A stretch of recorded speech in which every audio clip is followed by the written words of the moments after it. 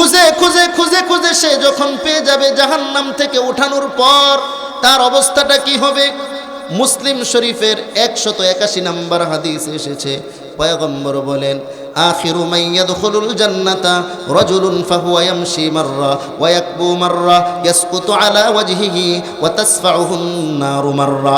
সর্বশেষ যে ব্যক্তিটা জাহান্নাম থেকে উঠে মালিকের জান্নাতের দিকে যাবে, এই ব্যক্তিটা যখন জাহান্নাম থেকে উঠবে, এক কদম সামনে যাবে তো আবার পিছনে পড়ে যাবে, ওয়াসকুতু আলা ওয়াজহিহি, আবার তার চেহারার উপরে সে পড়ে যাবে, ওয়া তাসফাউহুন নারু মাররা, আবার আগুন এসে তার চেহারাটাকে জ্বলসে দিবে। এইভাবে সে আস্তে আস্তে আস্তে আস্তে জাহান্নামের কিনারা থেকে যখন জাহান্নাম পার হয়ে বের হয়ে যাবে, ফাইদা মা জাওয়াজাহা, আল্লাহর পয়গম্বর বলেন, ফাইদা মা জাওয়াজাহা, যখন ওই বান্দাটা জাহান্নামের সীমানা থেকে পার হয়ে অতিক্রম করে যাবে, ইলতাফাতা ইলাইহা, তখন ওই বান্দা জাহান্নামের দিকে ফিরে তাকাবে, পিছনের দিকে ফিরে তাকায় বলতে থাকবে, ফাকালা তাবারাকাল্লাযী নাজ্জানি মিনকি লাকাদ আ'তানি আল্লাহু শাইআ লাকাদ আ'তানি আল্লাহু শাইআ মা আ'তাহু আহাদাম মিনাল আউয়ালিন ওয়াল আখিরিন। বান্দা জাহান্নামের দিকে ফিরে তাকায় বলতে থাকবে, ওই মালিক বড় বরকতময়, ওই মালিক বড় দয়াময়, বড় মহান, আল্লাযী নাজ্জানি মিনকি, যেই মালিক আমাকে তোমার মতো জাহান্নাম থেকে মুক্তি দান করেছেন। লাকাদ আ'তানি আল্লাহু শাইআ মা আ'তাহু আহাদাম মিনাল আউয়ালিন ওয়াল আখিরিন। পয়গম্বর বলেন, ওই বান্দাটা তখন বলতে থাকবে, আল্লাহ আমাকে এমন নিয়ামত দান করেছেন, এমন নিয়ামত দান করেছেন, আমার আগে পরে কাউকে আল্লাহ এই নিয়ামত দান করেন নাই। অথচ আল্লাহ তো প্রথমে যাদেরকে জান্নাত দিয়েছেন অফুরন্ত নিয়ামতে তারা আছে, কিন্তু এই বান্দা জাহান্নাম থেকে বের হওয়ার পরেই বলতেছে যে আল্লাহ আমাকে এমন নিয়ামত দান করেছেন, আমার আগে এবং পরে কাউকে আল্লাহ এই নিয়ামত দান করেন না। এটা কেন বলেছে? কারণ সে জাহান্নামের আগুনে জ্বলতে জ্বলতে জ্বলতে জ্বলতে আংড়া হয়ে গেছে। ওই জাহান্নাম থেকে বের হওয়া তার জন্য এটাই তো বড় নিয়ামত। এজন্য বান্দা আল্লাহকে ডাক দিয়ে বলবে, লাকাদ আ'তানিল্লাহু শাইআ মা আ'তাহু আহাদাম মিনাল আউয়ালিন ওয়াল আখিরিন। মালিক আমাকে এমন জিনিস দান করেছেন, এমন নিয়ামত দান করেছেন, যেই নিয়ামত আমার আগে পরে আল্লাহ কাউকে দান করেন নাই। বান্দা এখানে বসে থাকবে। বান্দা যখন জাহান্নাম থেকে বের হয়ে জাহান্নামের সীমানা পার হয়ে গিয়ে বসে থাকবে, ওই মুহূর্তে ফাতুরফাউ লাহু শাজারা, আল্লাহ পাক রব্বুল আলামিন একটা ঘাস তার সামনে উদ্ভাবিত করবেন। এই গাছটা যখন বান্দা দেখবে, বান্দা দেখার পরে আল্লাহ পাক রব্বুল আলামিনকে ডাক দিবে, আল্লাহ আয় রব উদনুনি মিন হাযিহি শাজারা লিআস্তাযিল্লা বিযিল্লিহা ওয়া আশরাবা মিন মাইহা। আল্লাহ ইয়া হান্নান ইয়া মান্নান ইয়া রহমান, আয় আল্লাহ একটু ওই গাছের গোড়ায় আমাকে নিয়ে দেন। আল্লাহ পাক বান্দাকে ডাক দিয়ে বলবে, ও বান্দা, তুমি না কিছুক্ষণ আগেই বললে আমি তোমাকে এমন নিয়ামত দান করেছি যেটা তোমার আগে আর পরে কাউকে। আজকে এই মাহফিলগুলা বন্ধ করার জন্য বিভিন্ন ষড়যন্ত্র চলতেছে, বিভিন্নভাবে ষড়যন্ত্র চালানো হচ্ছে কিভাবে এই দ্বীনের কোরআনের মাহফিলগুলা বন্ধ করা যায়। একদল মানুষ আছে আমাদের এই বাংলাদেশে আছে, ওরা যখন কোরআনের আওয়াজ শুনে, ওরা যখন হাদিসের আওয়াজ শুনে, মাহফিলের আওয়াজ শুনে, তখন ওদের গায়ের মধ্যে আগুন জ্বলতে থাকে, চুলকানি শুরু হয়ে যায়। এরকম একদল লোক আছে না নাই? দেখবেন টিভির পর্দায় বসে অনেক বুদ্ধিজীবী নামে বুদ্ধি প্রতিবন্ধীরা বলতে থাকে যে এই দেশে মোল্লা মৌলবীদের ওয়াজ মাহফিলের কারণে আমাদের যাত্রা বন্ধ হয়ে গেছে, পালাগান বন্ধ হয়ে গেছে। আমাদের এই দেশে এক সময় যাত্রা গান হইতো, পালাগান হইতো। এই দেশের সংস্কৃতি বন্ধ হয়ে গেছে এই মোল্লা মৌলবীদের মাহফিলের কারণে। আমি তাদেরকে এই মাহফিল থেকে জানিয়ে দিতে চাই, এই বাংলাদেশের সংস্কৃতি কখনোই যাত্রা গান আর পালাগান ছিল না। এই বাংলাদেশ স্বাধীন করেছে মুসলমান, এই দেশ মুসলমানের দেশ, এই দেশ শাহজালালের দেশ, এই দেশ ওলিয়া উলিয়ার দেশ। এই দেশে কোরআনের আওয়াজ পূর্বেও ছিল, বর্তমানেও আছে, কিয়ামত পর্যন্ত কোরআনের মাহফিল থাকবে। এটাই বাংলার সংস্কৃতি, এই সংস্কৃতি কেউ বন্ধ করতে পারবে না। ঠিক কিনা জোরে আওয়াজে বলেন। কোরআনের আওয়াজ কিয়ামতের আগ পর্যন্ত চলবে। আল্লাহর জমিনে আল্লাহর বিধান চলবে, আল্লাহর হুকুম চলবে, আল্লাহর জমিনে আল্লাহর নামের জয়গান চলবে, আল্লাহর নামের স্লোগান চলবে, অন্য কোনো স্লোগান চলবে না। জোরে আওয়াজে বলেন ঠিক কিনা? স্লোগান চলবে কার নামে? আরে জোরে বলেন কার নামে? দিতে পারবেন ইনশাআল্লাহ? লিল্লাহে তাকবীর। ভাই নাই সবাই দাঁড়ায় যান, লিল্লাহে তাকবীর। নাস্তিকতা নিপাত যাক, দিন ইসলাম জিন্দাবাদ। নাস্তিকতা নিপাত যাক, দিন ইসলাম জিন্দাবাদ। কোটি প্রাণে একই আওয়াজ, ঠিক কিনা? নাস্তিকতা নিপাত যাক, দিন ইসলাম জিন্দাবাদ। নাস্তিকতা নিপাত যাক, দিন ইসলাম জিন্দাবাদ। কোটি প্রাণে একই আওয়াজ। খোদাদ্রোহী ছাড় পাবে না, এই বাংলায় ঠাই হবে না। মুসলমানরা জেগেছে আজ। ও জোর কদমে সামনে চলো, বজ্র কণ্ঠে আওয়াজ তুলো, সবাই মিলে একই তালে দাও না স্লোগান, নারায়ে তাকবীর। সবাই হাত উঁচু করে, নারায়ে তাকবীর, নারায়ে তাকবীর। দিন ইসলাম, দিন ইসলাম জিন্দাবাদ, জিন্দাবাদ।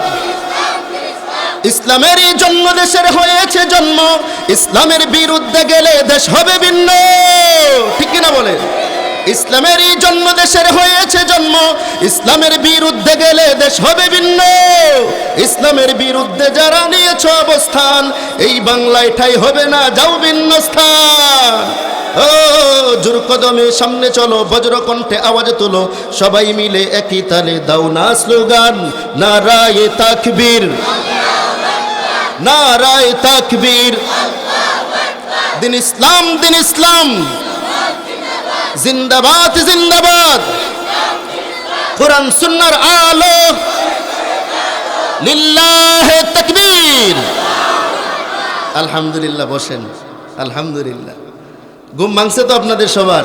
একটা বিষয়ে আলোচনা চালিয়ে যাব ইনশাআল্লাহ।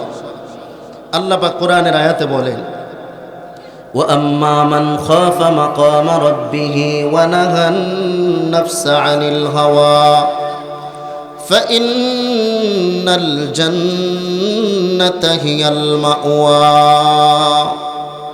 আল্লাহ বলেন, وَأَمَّا مَنْ خَافَ مَقَامَ رَبِّهِ, যে ব্যক্তি তার রবের সামনে দাঁড়ানোকে ভয় করে। কার সামনে? কথা বলতে হবে, কার সামনে দাঁড়ানোকে ভয় করে? আমাদের রবকে। আরো জোরে বলেন, আমাদের রবকে। ওয়া আম্মা মান খাফা মাকামা রাব্বি, আল্লাহ বলেন যে ব্যক্তি তার রবের সামনে দাঁড়ানোকে ভয় করে, ওয়া নাহান নাফসা আনিল হাওয়া, এবং নিজেকে কুপ্রবৃত্তি থেকে হেফাজত করে, ফা ইন্নাল জান্নাতা হিয়াল মাওয়া, আল্লাহ বলেন তার ঠিকানা হলো জান্নাত। সুবহানাল্লাহ। তাহলে আমাদের কয়টা কাজ? দুইটা কাজ করতে হবে। এক নাম্বার হলো কার ভয়? কার ভয়? আরো জোরে বলেন। মুসলমান একমাত্র কাকে ভয় করবে? গোলামি করবে একমাত্র কার? বিধান মানবে একমাত্র কার? হুকুম চলবে একমাত্র কার? মুসলমান একমাত্র আল্লাহকে ভয় করবে, আল্লাহর গোলামি করবে। আল্লাহ ছাড়া অন্য কারো সামনে মুসলমান মাথা নত করবে না, করবে না, করবে না। মুসলমান একমাত্র আল্লাহর সামনেই তার মাথা নত করবে, কারণ আল্লাহু আকবার, আল্লাহ হলেন সবচাইতে বড়। আমরা যখন দুনিয়াতে এসেছি, আমাদের ডান কানেও বলে দেওয়া হয়েছে আল্লাহু আকবার, বাম কানেও ইকামতে বলা হয়েছে আল্লাহু আকবার। আমরা যখন নামাজে দাঁড়াই বলি আল্লাহু আকবার, যখন মসজিদে আজান হয় মিনারা থেকে প্রতিদিন 5 বার আওয়াজ আসে আল্লাহু আকবার। আবার যখন আমরা রুকুতে যাই বলি আল্লাহু আকবার, সেজদায় যাই বলি আল্লাহু আকবার, ঈদগাহে যাই বলি আল্লাহু আকবার। আমাদের যেদিন মৃত্যু হয়ে যাবে, আমাদেরকে যখন জানাজার খাটিয়ায় শুয়ে দেওয়া হবে, তখনও বলা হবে আল্লাহু আকবার। এর মানে হলো একজন মানুষের জন্ম থেকে নিয়ে মৃত্যু পর্যন্ত তার কাছে সবচাইতে বড় হলো আল্লাহ। আল্লাহ ছাড়া আর কেউ তার কাছে বড় হতে পারে না। এজন্য যে ব্যক্তি আল্লাহকে ভয় করবে, ওয়ানাহান নাফসা আনিল হাওয়া, এবং কুপ্রবৃত্তি থেকে নিজেকে হেফাজত করবে, ফা ইন্নাল জান্নাতা হিয়াল মাওয়া, আল্লাহ বলেন তার ঠিকানা হলো জান্নাত। দুনিয়াতে যদি কারো গোলামি করে, কোনো তাগুতের গোলামি করে, তাহলে দুনিয়াতে অনেক কিছু পাওয়া যায়, ঠিক কি ঠিক না? ক্ষমতা পাওয়া যায়, টাকা পয়সা পাওয়া যায়, অট্টালিকা পাওয়া যায়। যে আল্লাহর গোলাম হবে, আল্লাহর গোলামি করবে, এই দুনিয়ায় যদিও সে অত কিছু পাবে না, কিন্তু পরকালে সে জান্নাতের মধ্যে এমন অট্টালিকার বালাখানা পাবে যেই জান্নাতের বালাখানার কোনো তুলনাই হয় না। সুবহানাল্লাহ বলেন। কেমন বালাখানা আল্লাহ দিবেন একটু শোনেন। তিরমিজি শরীফের 2526 নম্বর হাদিস, যেটা আমি আপনাদের সামনে পাঠ করেছি, হযরতে আবু হুরায়রা রাদিয়াল্লাহু তাআলা আনহু থেকে বর্ণিত। عن أبي هريرة رضي الله تعالى عنه قال قلنا يا رسول الله حدثنا عن الجنة وما بناؤها। হযরতে আবু হুরায়রা রাদিয়াল্লাহু তাআলা আনহু বলেন, আমরা আমাদের পয়গম্বরকে জিজ্ঞেস করলাম, ও পয়গম্বর, আমাদেরকে আপনি জানায়া দিন জান্নাত সম্পর্কে, এবং জান্নাত কিসের দ্বারা তৈরি হবে তা সম্পর্কে আপনি আমাদেরকে জানায়া দিন। পয়গম্বর বলেন, লাবিনাতুম মিন ফিদ্দাতিন ওয়া লাবিনাতুম মিন যাহাব। ও সাহাবায়ে কেরাম, ভালোভাবে শুনে নাও, জান্নাতটা আল্লাহ কিসের দ্বারা তৈরি করবেন জানো? জান্নাতের যে ইটগুলা হবে, একটা ইট হবে স্বর্ণের, আরেকটা ইট হবে রূপার, আরেকটা ইট হবে স্বর্ণের, আরেকটা ইট হবে রূপার। এইভাবে আল্লাহ তাআলা জান্নাতের বালাখানা স্বর্ণ এবং রূপার ইট দ্বারা তৈরি করবেন। দুই ইটের মাঝখানে মিশ্রণ লাগে কি লাগে না? ইট, সিমেন্ট এবং বালু লাগে কি লাগে না? জান্নাতের এই স্বর্ণ এবং রূপার ইটের মাঝখানে যে মিশ্রণটা হবে সেটা কি হবে? রাসূল বলেন, ওয়ামিলাতুহা আল মিসকুল আসফার। দুই ইটের মাঝখানে যে মিশ্রণটা হবে সেটা হবে সুগন্ধি মৃগনাভি। ওয়াহাসবাউহা আল-লু'লু ওয়াল ইয়াকুত। জান্নাতের যে কঙ্করগুলা হবে সেগুলো হবে মণিমুক্তার। আল্লাহু আকবার। ওয়া তুরাবুহা আজ-জাফরান। জান্নাতের মাটি দুনিয়ার সাধারণ কোনো মাটি হবে না, জান্নাতের মাটিটা হবে জাফরানের। মাইয়াদখুলুহা ইউনআমু ওয়ালা ইয়াবআস। আল্লাহর রাসূল বলেন, যে ব্যক্তি জান্নাতে একবার প্রবেশ করবে তাকে আল্লাহ এমন নিয়ামত দান করবেন যেই নিয়ামত কখনো ফুরাবে না, শেষ হবে না। ওয়া ইয়াখলুদু ওয়ালা ইয়ামুত। জান্নাতে যারা যাবে চিরস্থায়ী হবে, তাদের কখনো মৃত্যু হবে না। ওয়ালা তাফনা ওয়ালা তাবলা সিয়াবুহু। জান্নাতে যারা যাবে তাদের কাপড় কখনো ময়লা হবে না। ওয়ালা ইয়াফনা শাবাবুহু। দুনিয়াতে মানুষের যৌবন চিরকাল থাকে না, বয়স হয়তো যৌবন শেষ হয়ে যায়। আর আল্লাহর রাসূল বলেন, জান্নাতের বালাখানার যারা মালিক হবে, যারা জান্নাতে যাবে, তাদেরকে আল্লাহ এমন যৌবন দান করবেন যেই যৌবন কখনোই শেষ হবে না। এমন জান্নাত আল্লাহ তাআলা আমাদেরকে দান করবেন। শুধু জান্নাতের এই বালাখানাই দান করবেন তাই, যারা রবের গোলামি করবে, যারা রবকে ভয় করবে, আল্লাহ তাদেরকে ওই জান্নাতের মধ্যে আবার বাগান বাড়িও দান করবেন। সুবহানাল্লাহ বলেন।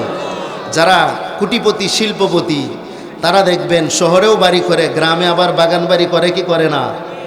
আল্লাহ বলেন, ও বান্দা, আমার গোলামি করেছো, আমি আল্লাহকে ভয় করেছো, জান্নাতে শুধু অট্টালিকা দিব তা না, বরং তোমাদেরকে স্পেশাল আমি 4টা বাগান বাড়ি দান করব। সুবহানাল্লাহ বলেন। এটাও তিরমিজি শরীফের 2527 নম্বর হাদিস। রাসূল করিম সাল্লাল্লাহু আলাইহি ওয়াসাল্লাম বলেন, ইন্না ফিল জান্নাতি জান্নাতাইন আনিয়াতুহুমা ওয়া মা ফীহিমা মিন ফিদ্দাহ ওয়া জান্নাতাইন মিন যাহাবিন আনিয়াতুহুমা ওয়া মা ফীহিমা মিন যাহাব। পয়গম্বর বলেন, জান্নাতের মধ্যে আল্লাহ স্পেশাল 4টা বাগান দান করবেন। 2টা বাগান এমন হবে, আনিয়াতুহুমা ওয়া মা ফীহিমা মিন ফিদ্দাহ। ওই 2 জান্নাতের জগ, গ্লাস, প্লেট এবং যা কিছু আছে সব কিছু আল্লাহ রূপা দিয়ে তৈরি করবেন। ওয়া জান্নাতাইন মিন যাহাব। আর 2টা জান্নাত থাকবে স্বর্ণের। আনিয়াতুহুমা ওয়া মা ফীহিমা মিন যাহাব। ওই 2 জান্নাতের জগ, গ্লাস, প্লেট এবং যা কিছু আছে সব কিছু আল্লাহ স্বর্ণের দ্বারা তৈরি করে দিবেন। শুধু এতটুকুই না, বাগান বাড়িতে বিভিন্ন ধরনের গাছপালা থাকে কি থাকে না? ফল ফ্রুটের গাছ, কত রকমের ফল, হরেক রকমের ফল। পয়গম্বর বলেন, যারা রবের ভয় অন্তরে রাখবে রবের গোলামি করবে, আল্লাহ ওই জান্নাতের মধ্যে ওই বাগান বাড়িতে আল্লাহ তাআলা এমন কিছু গাছ দান করবেন, এই গাছগুলো কত বিশাল হবে জানো? বুখারী শরীফের 4881 নম্বর হাদিস, আল্লাহর রাসূল বলেন, ইন্না ফিল জান্নাতি শাজারাহ ইয়াসিরুর রাকিবু ফি জিল্লিহা মিআতা আমিন লা ইয়াকতাউহা। পয়গম্বর বলেন, জান্নাতের এক একটা গাছ আল্লাহ তাআলা এত বড় করে তৈরি করবেন, ইয়াসিরুর রাকিবু ফি জিল্লিহা মিআতা আম, ওই গাছের চতুর্দিকে একজন অশ্বারোহী 100 বৎসর দৌড়ায়াও ওই গাছের ছায়া শেষ করতে পারবে না। এমন গাছ আল্লাহ ওই বাগান বাড়িতে দান করবেন। ওই জান্নাত আমরা চাই কি চাই না? আরো জোরে বলেন, চাই কি চাই না? শুধু এতটুকুই না, জান্নাতে আবার ছোট ছোট তাবু থাকবে, জান্নাতের তুলনায় ছোট। ওই তাবুগুলা কিসের তৈরি হবে? তিরমিজি শরীফের 2528 নম্বর হাদিস, পয়গম্বর সাল্লাল্লাহু আলাইহি ওয়াসাল্লাম বলেন, ইন্না ফিল জান্নাতি লাখিমাতাম মিন দুররাতিন মুজাওয়াফা। জান্নাতের যেই তাবুগুলা আল্লাহ তৈরি করবেন, ওই তাবুগুলা হবে মণি মুক্তার দ্বারা তৈরি। চিল্লায় বলেন আল্লাহু আকবার। আরজুহা 60 মিলা, যার প্রশস্ততা হবে 60 মাইল। একটু জোরে বলেন না আল্লাহু আকবার। প্রশস্ততা কতটুকু হবে? 60 মাইল প্রশস্ত হবে। ফি কুল্লি জাবিয়াতিন মিনহা আহলুন মা ইয়ারাউনাল আখারিন, প্রত্যেক খুঁটির গোড়ায় একজন করে হুর দাঁড়ায় থাকবে। আল্লাহু আকবার।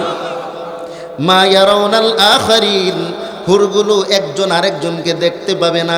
এক খুঁটি থেকে আরেক খুঁটির দূরত্ব এত হবে যে একটা হুর আরেকটা হুরকে দেখতে পাবে না।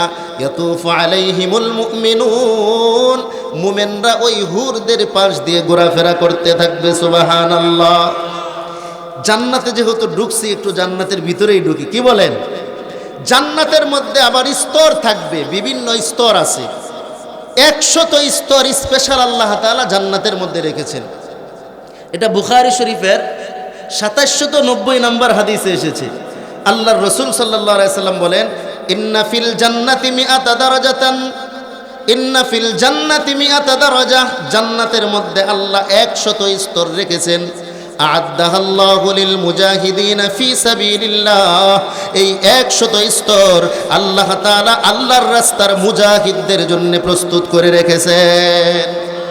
এক স্তর থেকে আরেক স্তরের দূরত্ব কতটুকু হবে এ সম্পর্কে তিরমিজি শরীফের 2529 নম্বর হাদিসে রাসূল বলেন, ইন্না ফিল জান্নাতি মিআতা দারাজা মা বাইনা কুল্লি দারাজাতাইনি মিআতা আম, জান্নাতের মধ্যে আল্লাহ 100 স্তর দিয়ে রাখবেন, স্পেশাল 100 স্তর। এক স্তর থেকে আরেক স্তরের দূরত্ব হলো 1000 বৎসরের পথ। সুবহানাল্লাহ। সর্বোচ্চ স্তরের জান্নাত থাকবে একটা। ওই সর্বোচ্চ স্তরের জান্নাতের নাম কি হবে? আল্লাহর রাসূল তিরমিজি শরীফের 2531 নম্বর হাদিসে বলেন, আল ফিরদাউসু আ'লাহা দারাজাত, জান্নাতের মধ্যে যত স্তর আছে সমস্ত স্তরের মধ্যে সর্বোচ্চ স্তরের নাম হলো জান্নাতুল ফিরদাউস। তুফাজ্জারু মিনহা আনহারুল জান্নাতি আরবাআ, ওই জান্নাতুল ফিরদাউসের তলদেশ থেকে 4টা নহর প্রবাহিত হয়েছে। আপনারা শুনেছেন জান্নাতে 4টা নহর হবে। কয়টা নহর? ফিহা আনহারুম মিন মাইন গায়রি আসিন, একটা হলো পানির নহর। ওয়া আনহারুম মিন লাবানিন লাম ইয়াতাগায়্যার তা'আমু, আরেকটা হলো দুধের নহর। ওয়া আনহারুম মিন আসালিম মুসাফফা, আরেকটা হলো মধুর নহর। ওয়া আনহারুম মিন খামরিল লাযযাতিল লিশশারিবিন, আরেকটা হলো শরাবের নহর। চিল্লায় বলেন আল্লাহু আকবার। এই 4টা নহর জান্নাতুল ফিরদাউস থেকেই প্রবাহিত হবে। উৎপত্তি স্থল হলো জান্নাতুল ফিরদাউস। ওয়া মিন ফাওকিহা ইয়াকুনুল আরশ, পয়গম্বর বলেন এই জান্নাতুল ফিরদাউসের উপরে আল্লাহ পাকের আরশ আজিম। আল্লাহু আকবার। নবী বলেন, ফাইদা সাআলতুমুল্লাহ ফাসআলুল্লাহাল ফিরদাউস, যখন তোমরা আল্লাহর কাছে জান্নাত চাও তখন জান্নাতুল ফিরদাউস চাইবে। এজন্য আমরা আল্লাহর কাছে যখন দোয়া করি তখন বলবো, আল্লাহ আপনি আমাদেরকে জান্নাতুল ফিরদাউসের মালিক বানায়া দেন। শুধু জান্নাত চাবো না, কি চাবো? আল্লাহ আপনি আমাদেরকে জান্নাতুল ফিরদাউসের মালিক বানায়া দেন। কারণ জান্নাতুল ফিরদাউস এটা হলো সর্বোচ্চ জান্নাত। এবার আসেন, জান্নাতে যারা সর্বপ্রথম যাবে তাদের অবস্থাটা কেমন হবে? আমি আমার আলোচনা সামনের দিকে গুছাইয়ে নিচ্ছি, খেয়াল করে মনোযোগ সহকারে যদি না শুনেন বুঝবেন না। জান্নাতে যারা সর্বপ্রথম যাবে তাদের অবস্থাটা কেমন হবে এ সম্পর্কে তিরমিজি শরীফের 2535 নম্বর হাদিসে এসেছে। আল্লাহর রাসূল সাল্লাল্লাহু আলাইহি ওয়াসাল্লাম বলেন, ইন্না আউওয়ালা যুমরাতিন ইয়াদখুলুনাল জান্নাহ যাউ বুজুহিহিম আলা মিসলি যাউইল কমারি লাইলাতাল বদর। সর্বপ্রথম যেই দলটা আল্লাহ পাকের জান্নাতে প্রবেশ করবে তাদের চেহারাটা আল্লাহ এত উজ্জ্বল বানাবেন, এত উজ্জ্বল হবে আকাশের চাঁদের চাইতেও তাদের চেহারা ঝলমল করতে থাকবে। ওয়া যুমরাতুস সানিয়া আলা মিসলি আহসানি কাওকাবিন দুররিয়িন ফিস সামা। আর দ্বিতীয় দল যারা জান্নাতে প্রবেশ করবে তাদের চেহারাটা হবে আকাশের তারকার ন্যায় ঝলমলে উজ্জ্বল। আলা কুল্লি রাজুলিন মিনহুম যাওজাতান। যারা প্রথম স্তরে এবং দ্বিতীয় স্তরে মালিকের জান্নাতে যাবে তাদের জন্য আল্লাহ স্পেশাল দুইজন স্ত্রী রাখবেন, হুর রাখবেন। ফি কুল্লি যাওজাতিন সাবউনা হুল্লা। এই হুরগুলা কেমন হবে? বলে ফি কুল্লি যাওজাতিন সাবউনা হুল্লা। প্রত্যেকটা হুরের পরনে থাকবে 70 জোড়া জামা। সুবহানাল্লাহ। ইউরা মুখু সাকিহা মিন ওয়ারাইহা। 70 জোড়া জামা পরলে বলবেন হুজুর তাহলে চেহারা কেমনে দেখবো, শরীর কেমনে দেখবো? পয়গম্বর বলেন এই 70 জোড়া জামার উপর দিয়ে তার পায়ের ভিতরের গোড়ালির মাংসের ভিতরে, হাড়ের ভিতরে যে মগজ আছে ওই মগজ পর্যন্ত বাহির থেকে দেখা যাবে। সর্বপ্রথম যারা জান্নাতে যাবে তাদেরকে আল্লাহ এমন জান্নাত দান করবেন। সর্বশেষ যে ব্যক্তিটা জান্নাতে যাবে তার অবস্থাটা কি হবে এটা একটু মনোযোগ সহকারে শুনেন। সর্বশেষ যে জান্নাতে যাবে জাহান্নামের আগুনে জ্বলতে জ্বলতে জ্বলতে জ্বলতে একেবারে আংরা হয়ে যাবে। তার ভিতরে শুধু বিন্দুমাত্র ঈমান ছিল, দুনিয়াতে সে আল্লাহকে একবার আল্লাহ বলে ডেকেছে, ঈমান নিয়ে তার ইন্তেকাল হয়েছে। এছাড়া তার জিন্দেগিতে কোনো আমল নাই, গুনাহ করেছে, অনেক গুনাহ।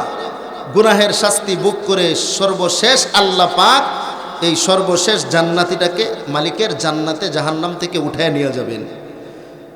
তো সর্বশেষ যে জান্নাতে যাবে জাহান্নামের অতল গহ্বর থেকে এই বান্দাটা আল্লাহকে ডাকতে থাকবে। কি বলে ডাকবে? ইয়া হান্নান ইয়া রহমান ইয়া আল্লাহ বলে বলে ডাকবে। এই ডাকটা এমন আওয়াজ আসবে, এই আওয়াজটা আল্লাহ পাকের আরশ পর্যন্ত কাঁপতে থাকবে, আল্লাহ পাকের আরশে এসে লাগবে। আল্লাহ পাক জিবরিল আমিনকে পাঠাবেন, জিবরাইল যাও দেখো জাহান্নামে এখনো কোনো জান্নাতি আছে নাকি। ওই ব্যক্তিটাকে জাহান্নাম থেকে উঠায়া আমি আল্লাহর কাছে নিয়ে আসো, ওই ব্যক্তিটাকে জাহান্নাম থেকে উঠাও। জিবরিল আমিন যাবেন জাহান্নামে খুঁজবেন কিন্তু খুঁজে পায় না। মালিককে এসে বলবেন, মালিক রে জাহান্নামের মধ্যে খুঁজে তো কোনো জান্নাতিকে পাইলাম না, যারা আছে সবাই তো জাহান্নামী, তাদের ঈমান নাই, বেঈমান, চিরস্থায়ী জাহান্নামী তারা। মালিক ডাক দিয়ে বলবেন, না ভালোভাবে তালাশ করো, আমার এক বান্দা ওই জাহান্নামের ভিতর থেকে আমি আল্লাহকে ইয়া হান্নান ইয়া মান্নান ইয়া রহমান বলে ডাকে। জিবরিল আমিন শেষ পর্যন্ত ওই সর্বশেষ জান্নাতীটাকে জাহান্নাম থেকে উঠাবে। খুঁজে খুঁজে খুঁজে খুঁজে সে যখন পেয়ে যাবে জাহান্নাম থেকে উঠানোর পর তার অবস্থাটা কি হবে? মুসলিম শরীফের 181 নম্বর হাদিস এসেছে, পয়গম্বর বলেন, আখিরু মান ইয়াদখুলুল জান্নাতা রাজুলুন ফাহুয়া ইয়ামশি মাররা ওয়া ইয়াকবু মাররা ইয়াসকুতু আলা ওয়াজহিহি ওয়া তাসফাউহুন নারু মাররা। সর্বশেষ যে ব্যক্তিটা জাহান্নাম থেকে উঠে মালিকের জান্নাতের দিকে যাবে, এই ব্যক্তিটা যখন জাহান্নাম থেকে উঠবে এক কদম সামনে যাবে তো আবার পিছনে পড়ে যাবে। ওয়াসকুতু আলা ওয়াজহিহি, আবার তার চেহারার উপরে সে পড়ে যাবে। ওয়া তাসফাউহুন নারু মাররা, আবার আগুন এসে তার চেহারাটাকে জ্বলসে দিবে। এইভাবে সে আস্তে আস্তে আস্তে আস্তে জাহান্নামের কিনারা থেকে যখন জাহান্নাম পার হয়ে বের হয়ে যাবে, ফাইদা মা জাওয়াজাহা, আল্লাহর পয়গম্বর বলেন ফাইদা মা জাওয়াজাহা, যখন ওই বান্দাটা জাহান্নামের সীমানা থেকে পার হয়ে অতিক্রম করে যাবে, ইলতাফাতা ইলাইহা, তখন ওই বান্দা জাহান্নামের দিকে ফিরে তাকাবে, পিছনের দিকে ফিরে তাকায় বলতে থাকবে, ফাকালা তাবারাকাল্লাযী নাজ্জানি মিনকি লাকাদ আ'তানি আল্লাহু শাইআ লাকাদ আ'তানি আল্লাহু শাইআ মা আ'তাহু আহাদাম মিনাল আউওয়ালিন ওয়াল আখিরিন। বান্দা জাহান্নামের দিকে ফিরে তাকায় বলতে থাকবে, ওই মালিক বড় বরকতময়, ওই মালিক বড় দয়াময়, বড় মহান, আল্লাযী নাজ্জানি মিনকি, যেই মালিক আমাকে তোমার মতো জাহান্নাম থেকে মুক্তি দান করেছেন। লাকাদ আ'তানি আল্লাহু শাইআ মা আ'তাহু আহাদাম মিনাল আউওয়ালিন ওয়াল আখিরিন। পয়গম্বর বলেন, ওই বান্দাটা তখন বলতে থাকবে, আল্লাহ আমাকে এমন নিয়ামত দান করেছেন, এমন নিয়ামত দান করেছেন, আমার আগে পরে কাউকে আল্লাহ এই নিয়ামত দান করেন নাই। অথচ আল্লাহ তো প্রথমে যাদেরকে জান্নাত দিয়েছেন অফুরন্ত নিয়ামতে তারা আছে, কিন্তু এই বান্দা জাহান্নাম থেকে বের হওয়ার পরেই বলতেছে যে আল্লাহ আমাকে এমন নিয়ামত দান করেছেন, আমার আগে এবং পরে কাউকে আল্লাহ এই নিয়ামত দান করেন না। এটা কেন বলেছে? কারণ সে জাহান্নামের আগুনে জ্বলতে জ্বলতে জ্বলতে জ্বলতে আংড়া হয়ে গেছে। ওই জাহান্নাম থেকে বের হওয়া তার জন্য এটাই তো বড় নিয়ামত। এজন্য বান্দা আল্লাহকে ডাক দিয়ে বলবে, লাকাদ আ'তানিল্লাহু শাইআ মা আ'তাহু আহাদাম মিনাল আউওয়ালিন ওয়াল আখিরিন। মালিক আমাকে এমন জিনিস দান করেছেন, এমন নিয়ামত দান করেছেন, যেই নিয়ামত আমার আগে পরে আল্লাহ কাউকে দান করেন নাই। বান্দা এখানে বসে থাকবে। বান্দা যখন জাহান্নাম থেকে বের হয়ে জাহান্নামের সীমানা পার হয়ে গিয়ে বসে থাকবে, ওই মুহূর্তে ফাতুরফাউ লাহু শাজারা, আল্লাহ পাক রব্বুল আলামিন একটা ঘাস তার সামনে উদ্ভাবিত করবেন।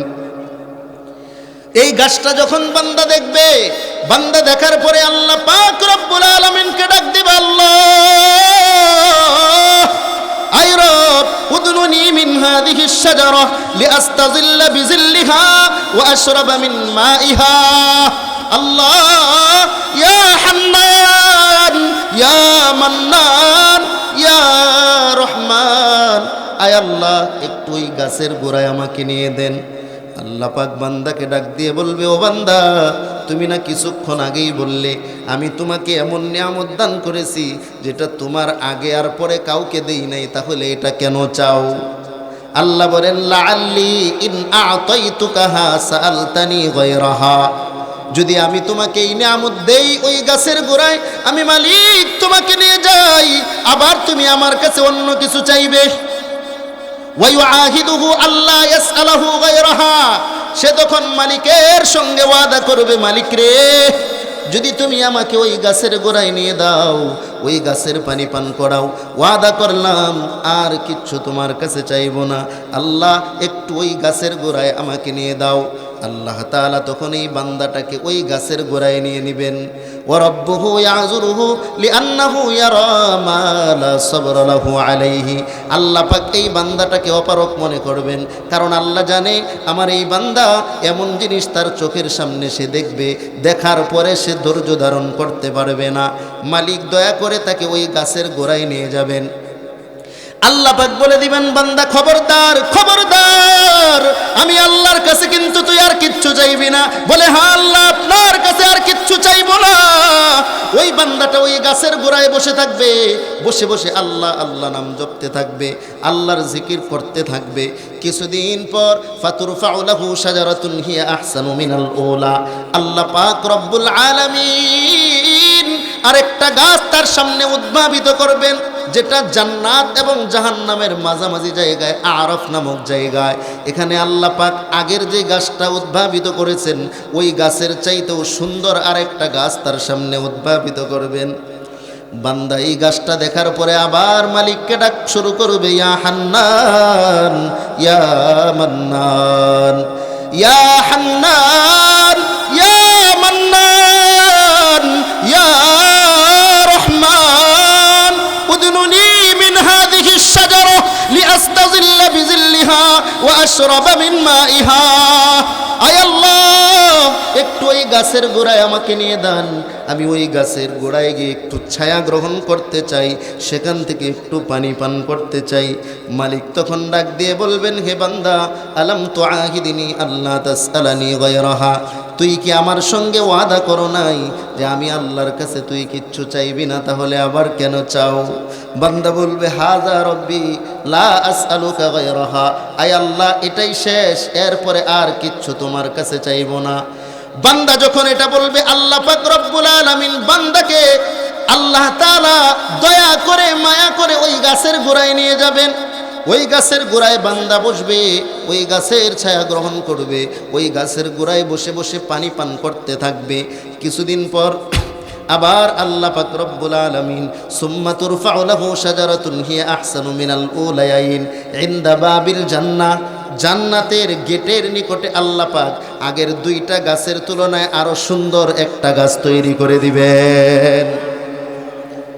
বান্দা যখন ওই গাছটা দেখবে, কত সুন্দর দেখা যায়, ওই যে কত সুন্দর গাছ, আল্লাহর কাছে আবার বান্দা ডাক দিয়ে বলতে থাকবে, ইয়া হান্নান ইয়া মান্নান ইয়া রহমান, আয় আল্লাহ উদনুনি মিন হাযিহিশ শাজারা, মালিক রে একটু আমাকে ওই গাছের গোড়ায় নিয়ে দাও, ওই গাছের ছায়া আমি গ্রহণ করতে চাই, ওই গাছের গোড়ায় বসে আমি পানি পান করতে চাই। আল্লাহ পাক বান্দাকে ডাক দিবেন, ও বান্দা তুই কি আমার সঙ্গে ওয়াদা করো নাই, আলাম তুআহিদিনি আল্লাহ তাসআলানি গায়রাহা, তুমি কি ওয়াদা করো নাই আমি আল্লাহর কাছে তুমি আর কিচ্ছু চাইবে না, তাহলে এটা কেন চাও? বলে, মালিক এটাই শেষ। বলে, আল্লাহ এটাই শেষ? বলে, বান্দা তুই তো আমার সঙ্গে অনেক বাহানা করতেছো, আল্লাহ আর চাইবো না, এটাই শেষ, একটু আমাকে ওই গাছের গোড়ায় নিয়ে দেন।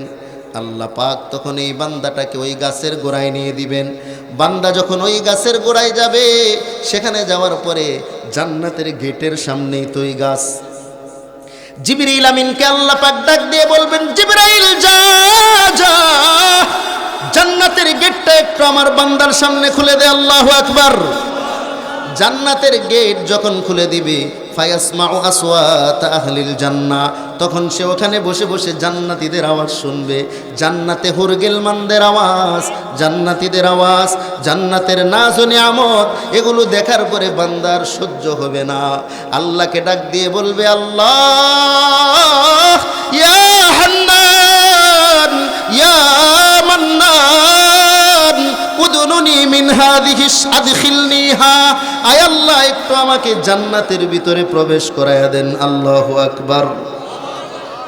আল্লাহ বলবে, বান্দা তোর সাহস তো কম না, আমি তোকে জাহান্নাম থেকে উঠায়া জান্নাতের গেট পর্যন্ত নিয়ে আসলাম, তুই এতবার বারবার আমার সঙ্গে ওয়াদা করলি, বারবার ওয়াদা ভঙ্গ করলি, আবার তুই জান্নাতে ঢুকতে চাস। আল্লাহকে ডাক দিয়ে বলে, মালিক রে আমি তো জানি আমি জাহান্নামের আসামি, তুমি বড় দয়া করে ইহসান করে ওই জাহান্নাম থেকে আমাকে উঠাইলা, আস্তে আস্তে আস্তে আস্তে তুমি আমাকে জান্নাতের গেটের সামনে আনলা। আল্লাহ তুমি বড় দয়াময়, তুমি বড় দয়াশীল। আল্লাহ তাআলা বান্দার প্রতি কত দয়াশীল। আল্লাহ পাক বাহানা তালাশ করে বান্দাকে জান্নাতে পৌঁছানোর জন্যে। দুনিয়ার মানুষ বাহানা তালাশ করে কিভাবে ঠকানো যায়, কিভাবে না দেওয়া যায়, আর আল্লাহ বাহানা তালাশ করে বান্দাকে কিভাবে দেওয়া যায়। আল্লাহ বাহানা তালাশ করে। বান্দা আল্লাহকে ডাক দিয়ে বলবে, আয় আল্লাহ তুমি দয়া করে এখানে এনেছো, আয় আল্লাহ তুমি বড় রহমান, তুমি বড় গফফার, আয় আল্লাহ তোমার দয়ায় এখানে এসেছি। কার দয়া? আর জোরে বলেন। বান্দার মনের চাওয়া কে পুরা করেন? আরো জোরে বলেন কে? তুমি মিটাও সকল চাওয়া, দুদিন আগে পরে তোমার কাছে সকল পাওয়া, সবই তোমার তরে। তোমার কাছে চাই যে পানা আমরা প্রতিদিন, তোমার দয়ায় পূর্ণ আমার সারা নিশিদিন, তোমার দয়ায় পূর্ণ আমার সারা নিশিদিন। আল্লাহ তুমি দয়ার সাগর, আল্লাহ তুমি দয়ার সাগর, রহমানুর রহিম।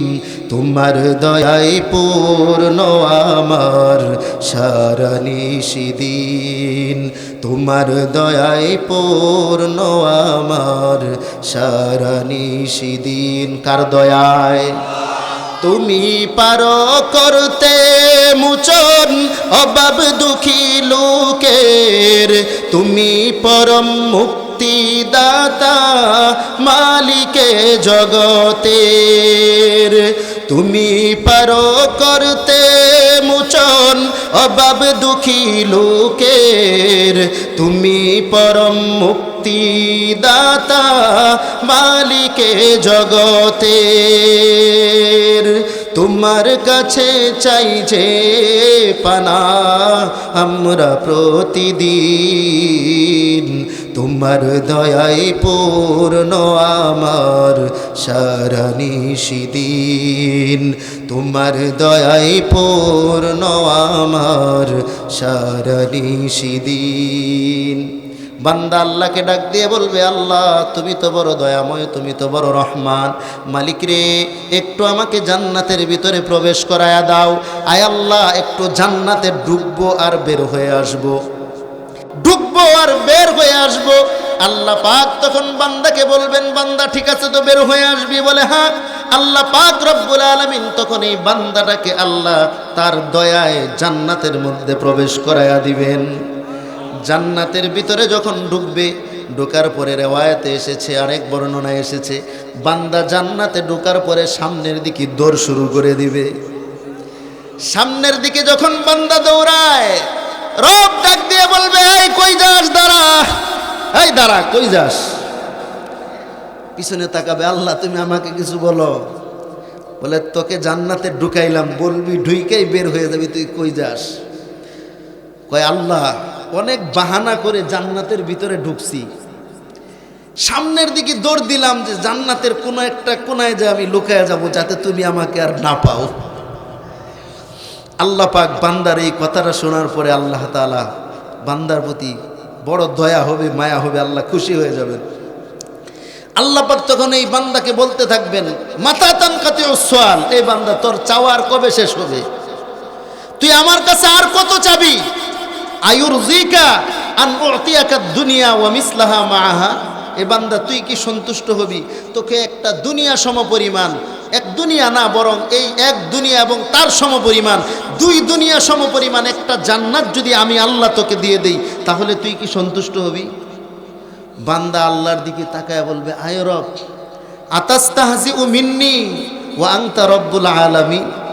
আয় আল্লাহ তুমিও কি আমার সাথে ঠাট্টা করো, অথচ তুমি সারা জাহানের রব? একটা হাসি দেন। আল্লাহকে বলবে, আতাস্তাহজিউ মিন্নি ওয়া আনতা রব্বুল আলামিন, আয় আল্লাহ তুমিও আমার সাথে ঠাট্টা করো, অথচ তুমি সারা জাহানের রব। এই যে আপনারা হাসি দিলেন, এই হাদিসটা বর্ণনা করেছেন আল্লাহর রাসূলের সাহাবী ইবনে মাসউদ রাদিয়াল্লাহু তাআলা আনহু। উনি যখন এই হাদিস ছাত্রদেরকে পড়াইতেছিলেন, তখন ছাত্রদেরকে প্রশ্ন করছেন, ছাত্রদেরকে জিজ্ঞেস করছেন, আলা তাসআলুনি মিম্মা আযহাকু, তোমরা আমাকে প্রশ্ন করবা না আমি কেন হাসলাম? ইবনে মাসউদ যখন এই কথাটা বলছেন, আতাস্তাহজিউ মিন্নি ওয়া আনতা রব্বুল আলামিন, তখন ইবনে মাসউদ একটা হাসি দিছেন। তো ছাত্রদেরকে জিজ্ঞেস করলেন, তোমরা কি আমাকে জিজ্ঞাসা করবে না আমি কেন হাসি দিলাম? ক্বালু মিম্মা তাদহাক, সাহাবারা জিজ্ঞেস করলেন, ছাত্ররা জিজ্ঞেস করলেন কেন আপনি হাসছেন? তখন আব্দুল্লাহ ইবনে মাসউদ রাদিয়াল্লাহু তাআলা আনহু বলেন, হাকাযা যাহিকা রাসূলুল্লাহ সাল্লাল্লাহু আলাইহি ওয়াসাল্লাম মিন যিহকি রাব্বিল আলামিন হিনা ক্বালা আই ক্বালা লাহু আর-রাজুল আতাস্তাহজিউ মিন্নি ওয়া আনতা রাব্বুল আলামিন। বলে এই হাদিস যখন মুহাম্মাদুর রাসূলুল্লাহ সাল্লাল্লাহু আলাইহি ওয়াসাল্লাম বর্ণনা করেছেন, নবীও হাসছেন। আর নবী কেন হাসছেন? বলে আল্লাহর হাসি দেখে। বান্দা যখন জান্নাতে যাওয়ার পরে, জান্নাতে ঢোকার পরে আল্লাহকে বলছে, আল্লাহ তুমি আমার সঙ্গে ঠাট্টা করো, অথচ তুমি উভয় জগতের রব, তখন বান্দার এই কথা শুনে আল্লাহ হাসি দিয়েছেন। সুবহানাল্লাহ বলেন। আল্লাহ হাসছেন, নবীজি হাসছেন, সাহাবারা হাসছেন। এই সাহাবারা যখন হাদিস বর্ণনা করেছেন, তাদের ছাত্র তাবিঈরা হাসছেন।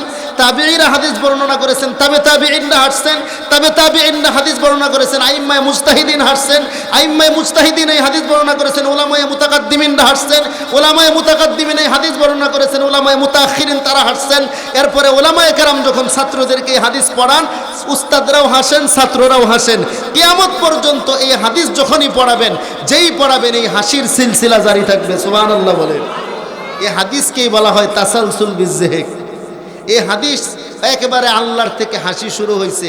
এই হাদিস যতদিন বর্ণনা হবে, আমি আপনাদেরকে বললাম, আমিও হাসলাম, আপনারাও হাসলেন, এটাও একটা রাসূলের সুন্নত। সুবহানাল্লাহ বলে। তো বান্দা আল্লাহকে বলে, আতাস্তাহজিউ মিন্নি ওয়া আনতা রব্বুল আলামিন। আয় আল্লাহ, তুমিও আমার সঙ্গে ঠাট্টা করো, অথচ তুমি উভয় জগতের রব। আল্লাহ বলে, ও বান্দা, ইন্নী লা আস্তাহজিউ মিন, আমি তোমার সঙ্গে ঠাট্টা করি না, ওয়ালাকিন মা শাউ কাদির, কিন্তু আমি আল্লাহ তো এমন ক্ষমতাশীল, আমি আল্লাহ তো এমন ক্ষমতা রাখি, আমি আল্লাহ যা ইচ্ছা তাই করতে পারি। সুবহানাল্লাহ। আল্লাহ বান্দাকে বলবে, ও বান্দা, তুমি সন্তুষ্ট তোমাকে এটা দিলে? বলে, হ্যাঁ আল্লাহ সন্তুষ্ট। আল্লাহ বলেন, হাদা লাকা ওয়া আশারু আমসালি, বান্দা যা, তোকে শুধু এই 2 দুনিয়া সমপরিমাণ জান্নাত দিব না, আমি আল্লাহ তোকে 10 দুনিয়া সমপরিমাণ একটা জান্নাতের মালিক বানায়া দিলাম। চিল্লায় বলেন সুবহানাল্লাহ। 10 দুনিয়া সমপরিমাণ জান্নাতের মালিক কে হলো? সর্বশেষ যে ব্যক্তিরা জান্নাতে গেল, সর্বশেষ আল্লাহ যাকে জান্নাত দিলেন, জাহান্নামের আগুনে জ্বলতে জ্বলতে জ্বলতে জ্বলতে সর্বশেষ জান্নাতে গেছেন, এই ব্যক্তিটাকেও আল্লাহ 10 দুনিয়া সমপরিমাণ জান্নাত দিয়ে দিবে। আর যারা রবকে ভয় করবে, রবের গোলামি করবে, নিজের নফসের খাহেসাত থেকে নিজেকে বাঁচাবে, তাদেরকে আল্লাহ কত বড় জান্নাত দিবেন আল্লাহই ভালো জানে। তো জান্নাতীরা জান্নাতে চলে যাবে। কষ্ট হইতেছে আপনাদের? চলবে আরো কিছুক্ষণ। জান্নাতীরা জান্নাতে চলে যাবে, জাহান্নামীরা জাহান্নামে যাবে। জান্নাতীরা জান্নাতে থাকতে থাকবে, থাকতে থাকবে, থাকতে থাকবে। একদিন হঠাৎ করে তারা গায়েব থেকে একটা আওয়াজ শুনতে পাবে, সালামুন আলাইকুম তিবতুম ফাদখুলুহা খালিদিন। জান্নাতীরা জান্নাতের ভিতরে একটা সালামের আওয়াজ পাবে। কে আমাদেরকে সালাম দেয়? জান্নাতের ভিতরে এত সুন্দর সালামের আওয়াজ, কে এই সালাম দেয়? আল্লাহ পাক তখন ডাক দিয়ে বলবে, ও জান্নাতীরা, এই সালাম আর কেউ দেয় নাই, আমি আল্লাহ তোমাদেরকে এই সালাম দিয়েছি। জান্নাতীদেরকে আল্লাহ সালাম দেওয়ার পরে জিজ্ঞেস করবেন, হাল ওয়াজাদতুম মা ওয়া'আদা রাব্বুকুম হাক্কা। ও জান্নাতীরা, আমি আল্লাহ তোমাদের সঙ্গে যেই ওয়াদা করেছিলাম, যা যা দেওয়ার কথা ওয়াদা ছিল, তোমরা সব পেয়েছো কিনা? ক্বালু ওয়াজাদনা মা ওয়া'আদানা রাব্বুনা হাক্কা। হে মালিক, আপনি আমাদের সঙ্গে যা যা ওয়াদা করেছেন আমরা সব কিছু পেয়েছি। জান্নাতীরা যখন এই কথা বলবে, কিন্তু একদল উলামায়ে কেরাম তারা আল্লাহকে ডাক দিয়ে বলবে, আল্লাহ, জান্নাতে আমরা সব জিনিস পেয়েছি, কিন্তু একটা নিয়ামত এখনো পাই নাই। উলামায়ে কেরাম বলবে, একদল উলামায়ে কেরাম, সেখানে আলেমদের দরকার লাগবে, মোল্লা মৌলবীদের দরকার লাগবে। দুনিয়াতে তো মোল্লাদেরকে আমরা কোনো দাম দেই না, আলেমদেরকে কোনো দাম দিতে চাই না। এই দুনিয়াতেও তো আলেম ছাড়া চলে না, ঠিক কিনা বলেন? জন্মের পরে এই মৌলবী আপনি আমার কানে আজান দিয়েছে, ঠিক কিনা? জোরে আওয়াজে বলেন। আপনি আমার আব্বা আম্মার বিবাহ এই মৌলবী পড়িয়েছে, ঠিক কিনা বলেন? জন্মের পরে কানে আজান কি দেয়নি, তুমি মৌলবাদী ছাড়া হওনি। তবে মরণের পরে জানাজা পড়াবে, তবে মরণের পরে জানাজা পড়াবে, তখন পালিয়ে কোথায় যাবি? আমি বিদ্রোহী, আমি বিদ্রোহী, বিপ্লবী মৌলবাদী, কেন জঙ্গিবাদী? আমি বিদ্রোহী, বিপ্লবী মৌলবাদী, কেন জঙ্গিবাদী? আলেমদেরকে দেখলে মৌলবাদী, জঙ্গিবাদী এরকম কিছু মানুষ বলে কি বলে না? আলেমদেরকে দেখলেই মোল্লা বলে গালি দেয়, এরকম কিছু মানুষ আছে না নাই? খবরদার, এই মৌলবী দুনিয়াতেও লাগে, জানাজাও এই মৌলবী পড়াবে। জান্নাতে যখন যাবে জান্নাতীরা, এই মৌলবীদেরই কাজে লাগবে। উলামায়ে কেরাম তারা বলবে, আল্লাহ, জান্নাতের মধ্যে আমরা সব কিছু পেয়েছি, কিন্তু একটা জিনিস এখনো পাই নাই। আল্লাহ ডাক দিয়ে বলবেন, ও জান্নাতীরা, ও উলামায়ে কেরাম, কি পাও নাই? এমন কি নিয়ামত? ওলামায়ে কেরাম বলবে, মালিক রে, দুনিয়াতে পয়গম্বরের হাদিস পড়েছিলাম, পয়গম্বরের জবানের কথা শুনেছিলাম, জান্নাতের মধ্যে সবচাইতে বড় নিয়ামত হবে আপনার দিদার, আপনাকে দুই নয়নে দেখা। আয় আল্লাহ, দুনিয়াতে আপনাকে দেখি নাই, চর্মচোখে আপনাকে দেখাও সম্ভব ছিল না। পয়গম্বর মূসা আপনাকে দেখতে চেয়েছিল, আপনি বলে দিয়েছেন লান তারানি, ও পয়গম্বর, দুনিয়ার চর্মচোখ দ্বারা আমি আল্লাহকে দেখতে পাবা না। ওয়ালাকিন ইনজুর ইলাল জাবাল, তুমি ওই পাহাড়ের দিকে তাকাও। পয়গম্বর মূসা যখন পাহাড়ের দিকে তাকাইলেন, আল্লাহর নূরের তাজাল্লি ওই পাহাড়ে ছেড়ে দিলেন, পাহাড়টা পুরে সারখার হয়ে গেল। পয়গম্বর মূসা বেহুশ হয়ে জমিনে পড়ে গেলেন। দুনিয়াতে চর্মচোখে মালিককে দেখা সম্ভব ছিল না। মালিক, দুনিয়াতে তোমাকে দেখতে পারি নাই, জান্নাতে তোমাকে দেখার চাইতে বড় নিয়ামত আর কিচ্ছু নাই। হুরে গেল মা জিতনে নিয়ামত হায় তু, সবসে বেহতর নিয়ামতে दीदार तू, जन्नत दोज़ख से या रब क्या करो, आरज़ू है मैं तुझे देखा करो। आय अल्लाह, হুর গেলমান যা কিছু পেয়েছে এই নিয়ামত আমাদের কাছে কিচ্ছু না, জান্নাত জাহান্নাম আমাদের কাছে কিচ্ছু না। মালিক রে, তোমাকে দুই নয়নে দেখতে চাই, তোমার দিদার চাই। জান্নাতে যখন উলামায়ে কেরাম আল্লাহর দিদারের জন্য আবেদন করবেন, আল্লাহ পাক রব্বুল আলামিন জান্নাতীদের সামনে প্রকাশ হবেন। সুবহানাল্লাহ। জান্নাতীদের সামনে আল্লাহ আসবেন, কিন্তু মানুষ জান্নাতীরা যখন আল্লাহর দিকে তাকাবে, তাকায়া সহ্য করতে পারে না। আল্লাহর নূরের তাজাল্লি, নূরে জালালি নিয়ে আল্লাহ প্রকাশ পাবেন। সূর্যের আলো যেরকম প্রখর, তাকায়া থাকা যায় না। আল্লাহর চেহারার আলো, আল্লাহর নূরের আলো এমন হবে তাকায়া থাকা সম্ভব হবে না। জান্নাতীরা আল্লাহকে ডাক দিয়ে বলবে, আল্লাহ, জান্নাতে আপনাকে দেখতে চাইলাম, কিন্তু আপনাকে দেখে তো চোখ আমাদের স্থির রাখতে পারি না। আল্লাহ তখন জান্নাতীদেরকে ডাক দিয়ে বলবেন, ও জান্নাতীরা, বুঝেছি তোমরা আমার এই নূরে জালালি সহ্য করতে পারবে না, আমি তোমাদের সামনে নূরে জামালি নিয়ে প্রকাশ পাবো। তবে এখানে না, একটা মাঠ আমি আল্লাহ তোমাদের জন্য তৈরি করেছি, মাজিদ নামক মাঠ। সূরা ফুরকানে আল্লাহ পাক এই মাজিদ নামক মাঠের কথা বলেছেন। আল্লাহ পাক জান্নাতীদেরকে বলবেন, ও জান্নাতীরা, যাও যাও, ওই মাজিদ নামক মাঠে চলে যাও। ওই মাজিদ নামক মাঠে আমি আল্লাহ তোমাদের সামনে নূরে জামালি নিয়ে তোমাদের সামনে দেখা দিব।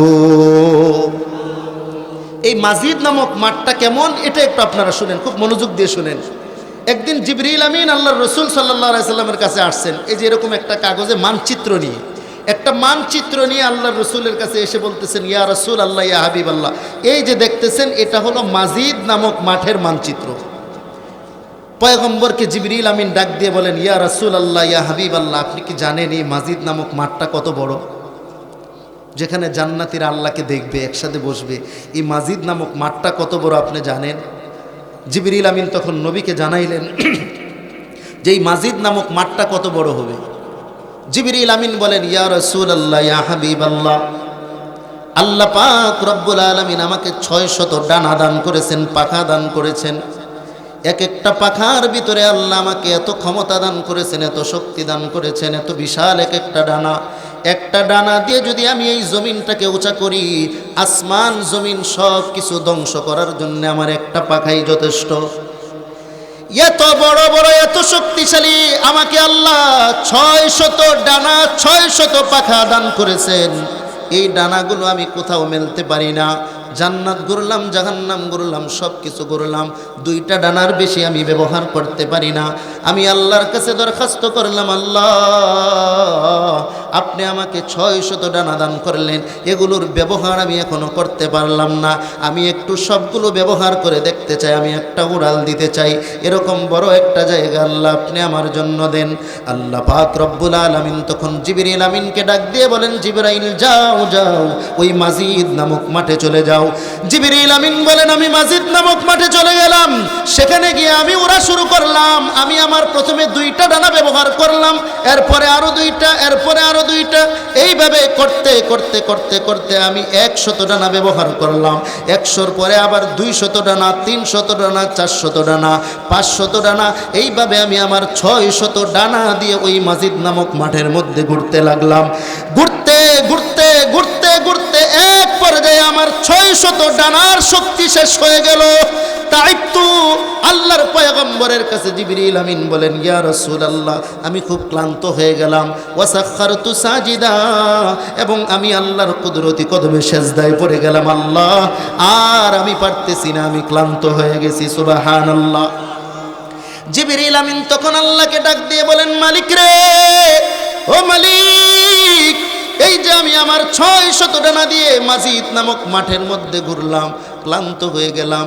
মালিক, আমি একটু জানতে চাই এই মাঠের কতটুকু ঘুরে আমি শেষ করতে পারলাম? আল্লাহ তখন ডাক দিয়ে বলেন, জিবরাইল, এই মাজিদ নামক মাঠের একটা কোনাও তুমি ঘুরে শেষ করতে পারো নাই। এত বিশাল হবে এই মাজিদ নামক মাঠ। আল্লাহ বলবেন, যাও ও জান্নাতীরা, ওই মাজিদ নামক মাঠে যাও, সেখানে আমি আল্লাহ তোমাদেরকে দিদার দিব। খুব মনোযোগ সহকারে শুনবেন। মাজিদ নামক মাঠে সব জান্নাতীরা চলে যাবে। জান্নাতে স্টেজ হবে, বিশাল স্টেজ। এই স্টেজের মধ্যে 1.25 লক্ষ পয়গম্বর, 1,24,000 পয়গম্বর, প্রত্যেকের জন্য আলাদা আলাদা একটা করে স্বর্ণ, রূপার, ইয়াকুত, মণি, মুক্তার চেয়ার থাকবে। সুবহানাল্লাহ বলে। সামনেও বিশাল ময়দান, এই ময়দানের মধ্যেও এক একটা জান্নাতীর জন্য এক একটা স্বর্ণ এবং রূপার চেয়ার থাকবে। এই চেয়ারগুলোতে গিয়ে জান্নাতীরা বসে যাবে। সমস্ত নবীরা স্টেজের মধ্যে বসবে, কিন্তু জান্নাতীরা তাকায়া দেখবে 3টা চেয়ার খালি। একটা হলো বিশেষ অতিথির চেয়ার, আরেকটা প্রধান অতিথির চেয়ার, আরেকটা সভাপতির চেয়ার। এই 3টা চেয়ার খালি। এই 3টা চেয়ারে কেউ নাই, বাকি সব চেয়ারে নবীরা বসা। জান্নাতীরা অবাক দৃষ্টিতে তাকায়া থাকবে, এই 3টা চেয়ার কেন খালি? আজকের এই মাহফিলের বিশেষ অতিথি না জানি কে হয়, আজকের এই মাহফিলের প্রধান অতিথি না জানি কে হয়, এই মাহফিলের সভাপতি কে যেন হন। সবাই তাকায়া থাকবে। এই মুহূর্তে মিকাইল আলাইহিস সালামকে আল্লাহ পাক রব্বুল আলামিন বলবেন, মিকাইল, তুমি হামদে বারি পাঠ করো, আমি আল্লাহর প্রশংসা পাঠ করো। মাহফিলের শুরুতে গজল হয় কি হয় না? গজল গাইব মিকাইল আলাইহিস সালাম, আল্লাহর নামের প্রশংসা, তাহমিদ, আল্লাহর গুণকীর্তন বর্ণনা করতে থাকবে, প্রশংসা করতে থাকবে। এরপরে মিকাইল আলাইহিস সালাম তিনি স্টেজ পরিচালনা করবেন এই মাজিদ নামক মাঠের। উনি ঘোষণা দিবেন হঠাৎ করে, এ পর্যায়ে আপনাদের সামনে বিশেষ অতিথির চেয়ারে এসে বসবেন, আসন গ্রহণ করবেন হযরতে দাউদ আলাইহিস সালাম। সুবহানাল্লাহ। সবাই তাকায় থাকবে। আজকের এই বিশাল মাহফিলে নবীদের যেখানে মিলন মেলা, জান্নাতীদের মিলন মেলা, এই মিলন মেলাতে পয়গম্বর দাউদ আজকে বিশেষ অতিথি হয়ে গেলেন। তাকায়া থাকবে প্রধান অতিথির চেয়ারে না জানি কে এসে বসেন। হঠাৎ করে ঘোষণা আসবে, এ পর্যায়ে আপনাদের সামনে প্রধান অতিথির চেয়ার আসন গ্রহণ করবেন ইমামুল মুরসালিন, খাতামুন নবিয়্যিন, শফিউল মুজনিবিন, হাবিবে কিবরিয়া, আশরাফুল আম্বিয়া, সাকিয়ে কাউসার, শফিয়ে মাহশর, মুহাম্মাদুর রাসূলুল্লাহ সাল্লাল্লাহু আলাইহি ওয়াসাল্লাম। চিল্লায়া বলেন আল্লাহু আকবার। প্রধান অতিথির চেয়ারে এসে বসে যাবেন আপনি আমার পয়গম্বর মুহাম্মাদুর রাসূলুল্লাহ সাল্লাল্লাহু আলাইহি ওয়াসাল্লাম। প্রধান অতিথির চেয়ারে বসবেন। নবীর চেহারার দিকে সবাই তাকায়া থাকবে। কত সুন্দর চেহারা, নবীজির চেহারা কত সুন্দর। সবাই অবাক দৃষ্টিতে তাকায় একটা জিনিস চিন্তা করতে থাকবে, এই নবীর এত সুন্দর চেহারায়, এই এত সুন্দর চেহারার মানুষটা, এরকম সুন্দর আখলাকওয়ালা মানুষটার উপরে তায়েফের ময়দানে কিভাবে ওই দুষ্ট ছেলেপেলেরা পাথর মেরেছে, উহুদের ময়দানে কিভাবে ওই কাফের বেঈমানেরা রক্ত জড়িয়েছে, দান দান মুবারক শহীদ করেছে। সবাই অবাক দৃষ্টিতে তাকায় থাকবে। নবীকে কষ্ট দিয়ে কেউ জান্নাতে যাইতে পারবে না। নবীর মোহাব্বত যার ভিতরে যত বেশি হবে, জান্নাতে সে তত নবীর কাছাকাছি থাকবে। এজন্য নবীর মোহাব্বত কলিজায় আনেন। যেই নবীকে আল্লাহ দুনিয়াতেও সবচাইতে মর্যাদা দিলেন, হাসরের ময়দানেও সবচাইতে মর্যাদা বেশি দিবেন। ওই নবীর কাছাকাছি যদি থাকতে চান, নবীর মোহাব্বত কলিজায় সব কিছুর চাইতে বেশি হতে হবে। এই জন্যই তো সাহাবারা জান্নাতে নবীর কাছাকাছি থাকবেন। সাহাবারা নবীকে জীবনের চাইতেও মোহাব্বত করতেন। নবীকে পাগলের মতো সাহাবারা ভালোবাসতেন। নবীর কথার বাহিরে এক কদম যাইতেন না। এই জন্যই তো সাহাবাদের ব্যাপারে এসেছে আসহাবি কান্নুজুম বিআইহিম ইহতাদাইতুম ইহতাদাইতুম, আমার সাহাবারা হলো আকাশের নক্ষত্রের মতো, তাদের কারো অনুসরণ করলে তোমরা হেদায়েত পেয়ে যাবে।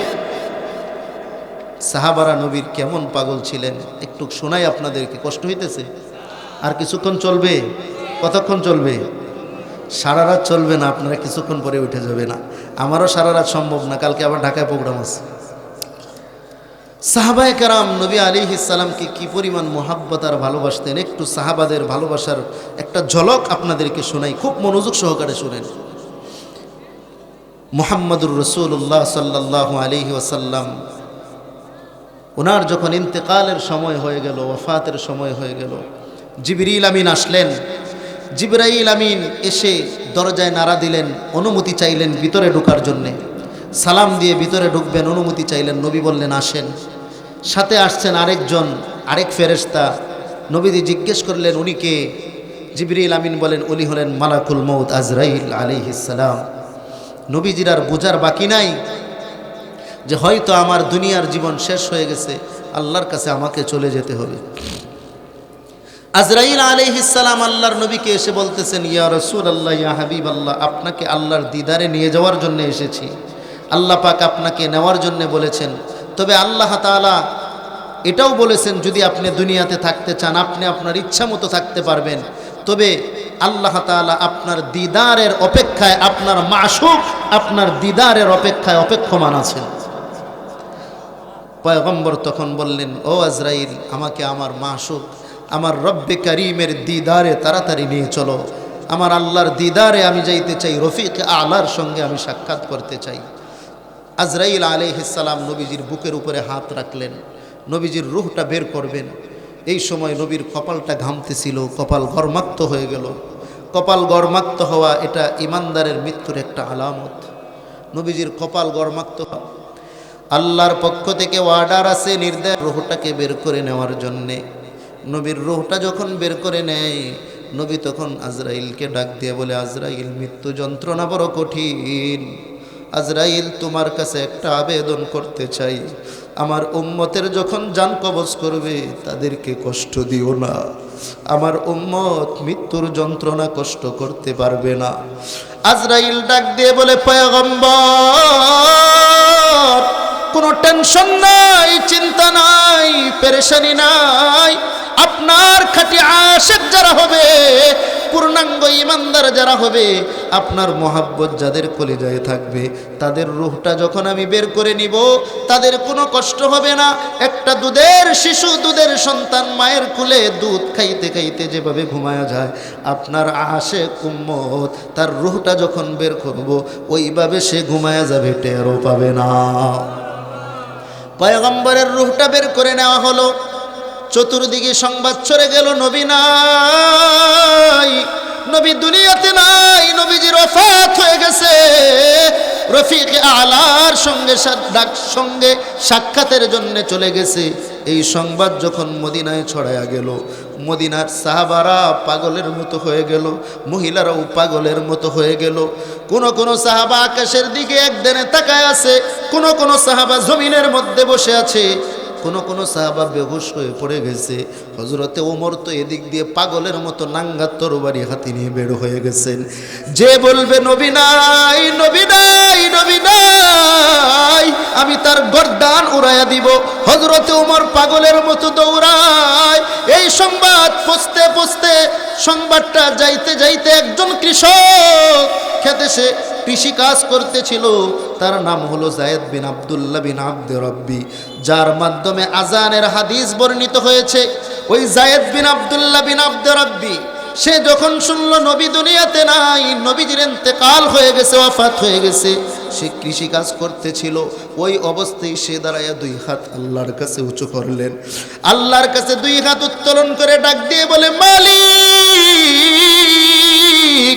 যেই দুইটা চোখ দিয়ে আমি আমার নবীকে দেখতাম, আমি আমার নবীর চেহারা দেখে আমার নয়ন যুগল জোড়াতাম, যেহেতু ওই নবী আজকে দুনিয়াতে নাই, আমি আমার এই দুই চোখ আর চাই না গো আল্লাহ, তুমি আমাকে অন্ধ বানায়া দাও। এই দোয়া করার সঙ্গে সঙ্গে আল্লাহ পাক তাকে অন্ধ বানায়া দিলেন। হযরতে উমরকে কেউ থামাতে পারে না, পাগলের মতো দৌড়ায়। হযরতে আবু বকর বাহিরে ছিলেন, বাহির থেকে আসলেন, আসার পরে দেখলেন হযরতে উমর বড় পাগলামি করতেছে। হযরতে আবু বকর নবীজির হুজরায় ঢুকলেন। আম্মা জানা আয়েশার কামরা, যেখানে নবীজির রওজা, এখন এখানেই নবীজির ইন্তেকাল হয়েছে। রুমের ভিতরে ঢুকলেন, ঢুকে দেখেন আসলেই নবী দুনিয়াতে নাই। নবীজির কপালের মধ্যে একটা চুম্বন করলেন হযরতে আবু বকর। একটা চুম্বন করে চোখের পানি ছেড়ে দিয়ে বাহিরে বের হয়ে আসলেন। বাহিরে বের হয়ে এসে সাহাবাদেরকে সবাইকে একসাথে বসাইলেন। হযরতে ওমরকেও বললেন, ওমর একটু বসো, আমার কয়েকটা কথা শোনো। হযরতে ওমরকেও বসায়া দিলেন, সাহাবায়ে কেরামকেও বসায়া দিলেন। সবাইকে বসানোর পরে হযরতে আবু বকর একটা ভাষণ দিলেন। ভাষণে তিনি কোরআনের একটা আয়াত তেলাওয়াত করলেন, ওয়ামা মুহাম্মাদুন ইল্লা রাসূল قد خلت من قبله الرسل أفإن مات أو قتل انقلبتم على أعقابكم। ও সাহাবায়ে কেরাম, পয়গম্বর মুহাম্মদুর রাসূলুল্লাহ তিনি তো মাত্র একজন রাসূল ছিলেন। তার পূর্বে অনেক রাসূল অতিবাহিত হয়েছেন, তারা দুনিয়াতে আসছেন, তারা চলে গেছেন, তিনি আসছেন, তিনিও চলে যাবেন। উনি চলে যাওয়াতে কি তোমরা আবার তোমাদের ওই পিছনে ফিরে যাবে, আইয়ামে জাহিলিয়াতে চলে যাবে? না না, তবে তোমরা জেনে রেখো আল্লাহ চিরঞ্জীব, আল্লাহ তাআলা হাইয়ুন কাইয়ুম, আল্লাহর কোনো মরণ নাই, আল্লাহ এখনো আছেন, পূর্বেও ছিলেন, কিয়ামত পর্যন্ত আল্লাহ থাকবেন। হযরতে ওমর পরবর্তীতে বলেন, আবু বকর যখন এই ভাষণ দিলেন তখন আমার মনে হলো এই আয়াতটা যেন মাত্রই নাজিল হলো। হযরতে ওমর শান্ত হয়ে গেলেন, ঠান্ডা হয়ে গেলেন। সাহাবায়ে কেরামের মধ্যে কিছুটা স্থিরতা ফিরে আসলো। আল্লাহর নবীর রওজায় নবীকে 3 দিন পরে নবীজির রওজায় নবীকে দাফন করা হলো। নবীজিকে দাফন করার পর সবার অবস্থা এক, কিন্তু নবীর এক সাহাবী, রাসূলের মুয়াজ্জিন হযরত বেলাল রাদিয়াল্লাহু তাআলা আনহু, তার অবস্থা ভিন্ন। সবার অবস্থা এক, হযরতে বেলালের অবস্থা আরেক। সবাই তো নিজেদেরকে কোনো মতো শান্ত করেছেন, কিন্তু হযরতে বেলাল নিজেকে শান্ত করতে পারেন নাই। হযরতে বেলাল ছোট্ট একটা গাঠুরি বাঁধলেন, ছোট্ট একটা গাঠুরি লইয়া হযরতে আবু বকরের কাছে গেলেন, গিয়ে বলেন, ভাই আবু বকর, আমাকে বিদায় দাও, বিদায় দাও, বিদায় দাও, আমি আর মদিনায় থাকবো না, দিমাশকে চলে যাব। হযরতে আবু বকর ডাক দিয়ে বললেন, বেলাল, কেন তুমি দিমাশকে চলে যাবে, মদিনায় থাকবে না কেন? কেউ কি তোমাকে আঘাত করেছে? না কেউ কি তোমাকে কিছু বলেছে? তুমি কেন মদিনায় থাকবে না? হযরতে বেলাল ডাক দিয়ে বলে, না না, কেউ আমাকে আঘাত করে নাই, কেউ কিচ্ছু বলে নাই, তাহলে কেন থাকবে না? বলে, যেই মদিনায় আমার নবী নাই, ওই মদিনায় আমি থাকতে চাই না। হযরতে আবু বকর ডাক দিয়ে বলে, বেলাল, তুমি একাই কি নবীকে ভালোবাসো? আমরা নবীকে ভালোবাসি না। হযরতে বেলাল বলে, ভাই, তোমরা নবীজির রওজা দেখলে সহ্য করতে পারো, কিন্তু আমি বেলাল নবীর রওজা দেখলে সহ্য করতে পারি না, আমি আমার নিজেকে স্থির রাখতে পারি না। হযরতে বেলাল বলেন, আমি আগে আজান দিলে আমার আজানের উপরে আমার পয়গম্বর ইমামতি করতেন, আজকে আমি আজান দেই, আমার আজানের উপরে আর নবী ইমামতি করে না, আমি সহ্য করতে পারি না রে আবু বকর, আমি সহ্য করতে পারি না, আমাকে বিদায় দাও, আমি দিমাশকে চলে যাব। হযরতে বেলাল ছোট্ট গাঠুরি নিয়ে আবু বকরের থেকে বিদায় নিয়ে দিমাশকে চলে গেলেন। দিমাশকে যাওয়ার পর সেখানে সে দিন অতিবাহিত করতেছেন। কিছুদিন পরেই পয়গম্বরকে স্বপ্নে দেখলেন। পয়গম্বর হযরতে বেলালকে ডাক দিয়ে বলে, বেলাল, কতদিন হলো তুমি মদিনা থেকে চলে গেলা? সবাই আমার রওজা জিয়ারত করে, আমি নবীর রওজার পাশে এসে সালাম জানাই, ও বেলাল, তুমি কেন আমার রওজায় সালাম জানাও না? ও বেলাল, আমার রওজায় আয়, আমাকে সালাম জানা। হযরতে বেলাল রাতের বেলায় স্বপ্ন দেখার পরে, ঘুম ভাঙার পরে হযরতে বেলাল আর সহ্য করতে পারে না। রাতের বেলায় দৌড় শুরু করেছে মদিনার পথে। হযরতে বেলাল দৌড়ায় রাতের বেলায় মদিনায় চলে আসলেন। মদিনায় আসার পর তাহাজ্জুদের নামাজের সময় হযরতে বেলাল মসজিদে নববীর ভিতরে ঢুকলেন। আল্লাহর নবীর রওজার পাশে বসলেন। জালি মুবারকের সঙ্গে মাথাটা লাগায়া হযরতে বেলাল ঢেকুর পেরে কান্না শুরু করে দিলেন। হযরতে বেলাল নবীর রওজা ধরে সালাম জানায়, আসসালাতু ওয়াসসালামু আলাইকা ইয়া রাসূলুল্লাহ, আসসালাতু ওয়াসসালামু আলাইকা ইয়া হাবিবাল্লাহ। হযরতে বেলাল নবীর রওজায় সালাম জানায় আর কাঁদে। হযরতে বেলাল হাউমাউ করে ঢেকুর পেরে কান্না শুরু করে দিলেন। এটা হলো বেলালের ইশক। অনেক হাজী সাহেব দেখবেন যখন মদিনায় যায়, রাসূলের রওজার পাশে যখন দাঁড়ায় নিজেকে ঠিক রাখতে পারে না, কান্না শুরু করে দেয়। নবীর রওজার দিকে তাকায় তো চোখ দিয়ে পানি ঝরতে থাকে।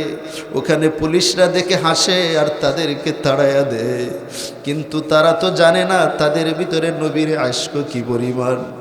কিছু হাজী আছে পাশ দিয়ে যায়, শুধু সালাম দেয় আর চলে যায়, সালাম দেয় আর চলে যায়। কিন্তু অনেক হাজী আছে দূরে দাঁড়ায়া দাঁড়ায়া নবীর রওজার দিকে তাকায় আর চোখের পানি ছাড়ে। নবীর ভালোবাসার মোহাব্বতে যেন তার কলিজাটা ফেটে যায়। উনিও হাজী, আর যে সালাম দিয়ে চলে যায় সেও হাজী। হাজিয়ে হাজিয়ে আসমান আর জমিন তফাত। হযরতে বেলাল নবীর রওজার পাশে বসে ঢেকুর পেরে পেরে কান্না করতেছেন। এই মুহূর্তে ফজরের আজানের সময় হয়ে গেল। মসজিদে নববীর নতুন মুয়াজ্জিন আজান দেওয়ার জন্য চলে আসছে। এসে দেখে হযরতে বেলাল, বহুদিন পর হযরতে বেলাল নবীর রওজার পাশে বসে বসে কান্না করে। এটা দেখার পরে চতুর্দিকে সংবাদ ছড়াইয়া দিল, আওয়াজ দিয়ে দিল, মদিনার মানুষ দেখো দেখো, নবীর মুয়াজ্জিন বেলাল চলে আসছে মদিনায়। এই সংবাদ যখন ছড়াইয়া দিল, ঘর থেকে সব সাহাবারা বের হয়ে দৌড় শুরু করে দিয়েছে। সমস্ত সাহাবারা দৌড়ায় আসে, যুবকরা দৌড়ায় আসে। মসজিদে নববীর ভিতরে ঢুকলো। মসজিদে নববীর ভিতরে ঢুকে দেখে হযরতে বেলাল নবীর রওজার জালি মুবারক ধরে কান্না করতেছে। সাহাবারা হযরতে বেলালকে বুকে জড়ায় নেয়। হযরতে বেলালের কান্না আরো বেড়ে যায়। সব সাহাবারা হযরতে বেলালকে সান্ত্বনা দিলেন। এরপরে বেলালকে ডাক দিয়ে বললেন, বেলাল, কতদিন হলো তোমার জবানের আজান শুনি না। নবীজি থাকতে তুমি আজান দিতে, নবীজি ইমামতি করতেন। নবী নাই, তুমিও নাই, তোমার আজান শুনি না। ও বেলাল, যাও আজকের ফজরের আজানটা তুমি দাও। যাও বেলাল মিনারে যাও, আজান দাও, আজান দাও। কিন্তু বেলাল ডাক দিয়ে বলে, না না, আমি আজান দিতে পারবো না, কারণ আমি আজান দেওয়ার পরে তো আর নবীজি আসবে না। যেহেতু নবী আমার আজানের পরে আসবে না, আমি আজান দিতে পারবো না। সব সাহাবারা অনুরোধ করার পরেও হযরতে বেলাল আজান দেয় না। সবচাইতে বয়োবৃদ্ধ সাহাবী হযরতে সালমান ফারসি রাদিয়াল্লাহু তাআলা আনহু, হযরতে সালমান ফারসি উনিও গিয়ে তাকে রিকোয়েস্ট করলেন, বেলাল আজান দাও, একটু আজান দাও, কতদিন হলো তোমার জবানের আজান শুনি না। কিন্তু হযরতে বেলাল আজান দেয় না। সবাই পরামর্শ করলো, আজকে হয়তো সে আমাদের কথায় আজান দিবে না। নবীজির নাতি হযরতে হাসান, হযরতে হুসাইন, তাদের কাছে যাও, তাদেরকে গিয়ে বলো তারা যেন বেলালকে আজান দেওয়ার জন্য বলে। সবাই মিলে হযরতে হাসান হুসাইনকে বলল, ও হাসান হুসাইন, যাও, নবীর মুয়াজ্জিন বেলাল আসছে, তাকে একটু আজান দেওয়ার জন্য বলো। হযরতে হাসান হুসাইন গিয়ে হযরতে বেলালকে জড়াইয়া ধরলেন। হযরতে বেলাল রাদিয়াল্লাহু তাআলা আনহু হযরতে হাসানের বুকের মধ্যে মাথাটা লাগাইয়া ঢেকুর পেরে কান্না শুরু করে দিলেন। চেহারার দিকে তাকায়া হযরতে হাসান আর হুসাইনের চেহারাটা ছিল নবীর চেহারার মতোই। কেউ যদি নবীর চেহারা দেখার স্বাদ নিতে চাইতো, তাহলে তাহলে হাসান হুসাইনের চেহারার দিকে তাকায়া নবী দেখার কিছুটা স্বাদ তারা অনুভব করত। হযরতে বেলাল হযরতে হাসান আর হুসাইনের চেহারার দিকে তাকায়া নবীর কথা স্মরণ হয়ে গেছে।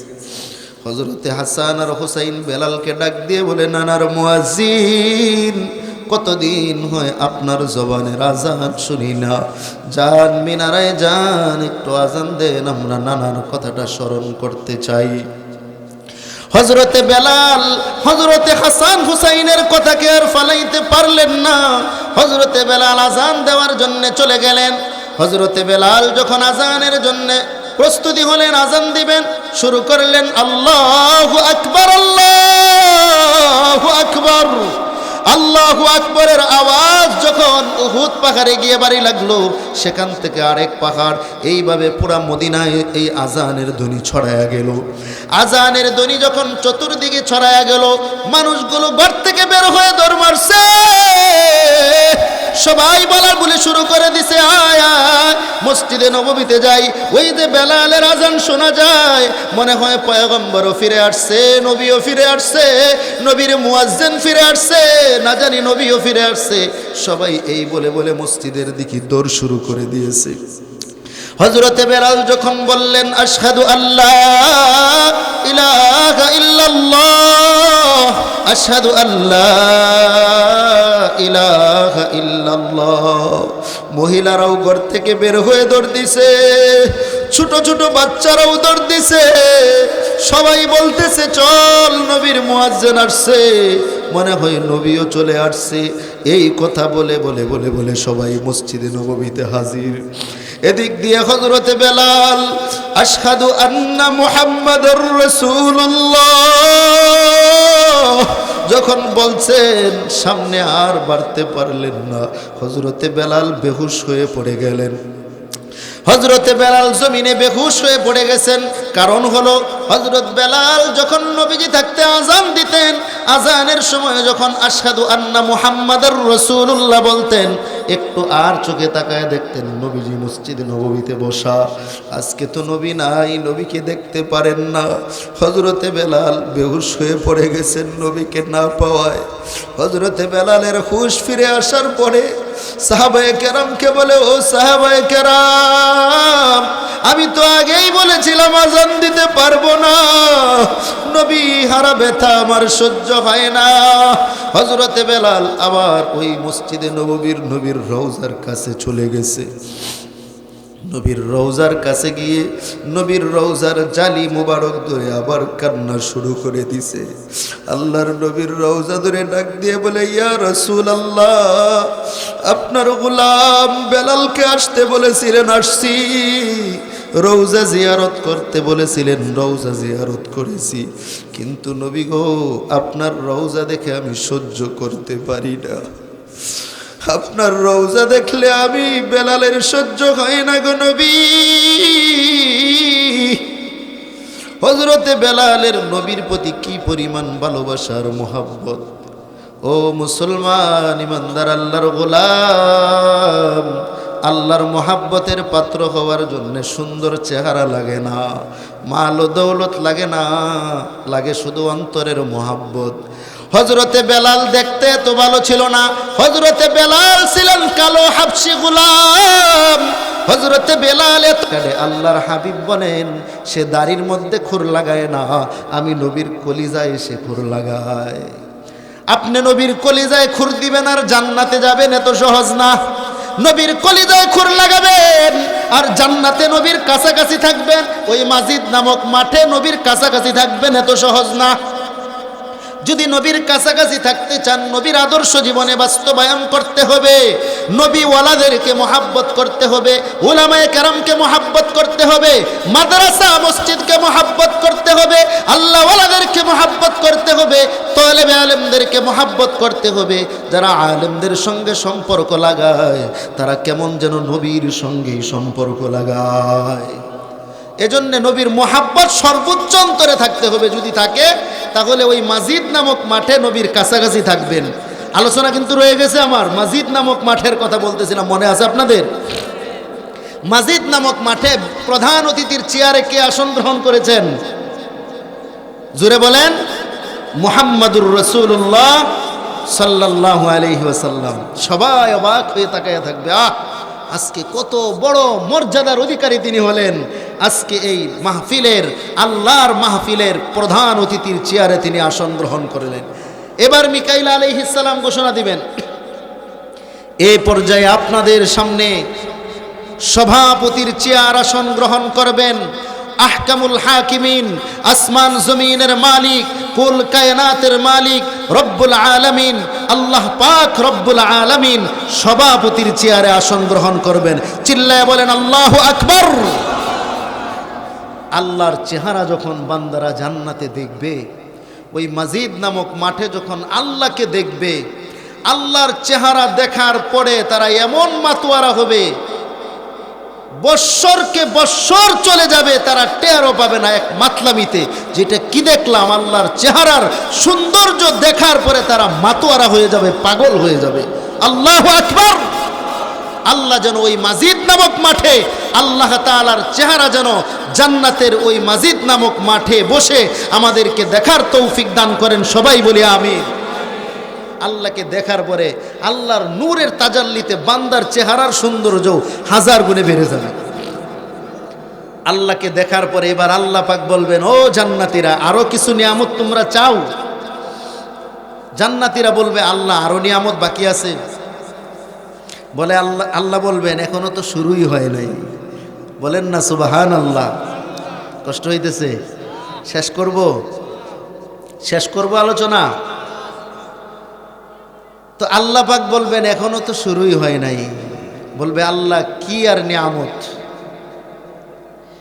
আর নিয়ামত।